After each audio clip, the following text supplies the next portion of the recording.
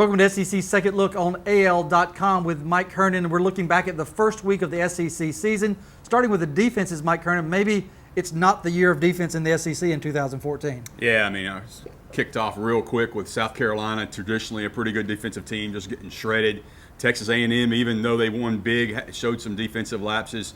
Both Auburn and Alabama showed some holes on their defense. Georgia as well. Most of the top powers in this conference, even LSU to some extent, even though they've certainly played well in the second half, showed they've got a ways to go defensively with a lot of new faces on the field. What about quarterback? We always want to focus there. Teams with new quarterbacks, what did we learn?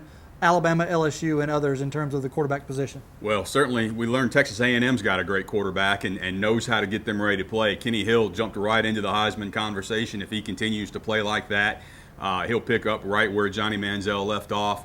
I thought it was a good solid outing for Blake Sims at Alabama.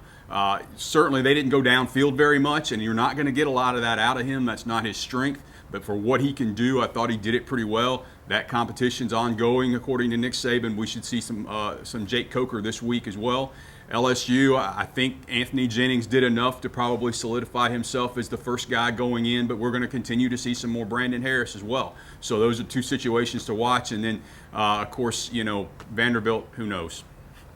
Yeah, quarterback and everywhere else. At the quarterback spot, interesting at Auburn, could there be a quarterback competition when you've got a Heisman contender in Nick Marshall? Yeah, I don't think so. I think Nick Marshall's still the guy, but I think they know they have a guy in Jeremy Johnson who has experienced enough playing time both last year and this past week that they can put him in there if needed. They can put him in there situationally. If they get a game plan against a defense they think they can exploit through the air, you might see more of him. I could see them picking their spots to use him, but I think this is still Nick Marshall's team. Not a great week in the SEC coming up in terms of the schedule, but maybe it is going to be a good week that we can see some of these backups like Jeremy Johnson, Jacob Coker at Alabama get a chance to play against some lower level competition. So we'll talk about that next week.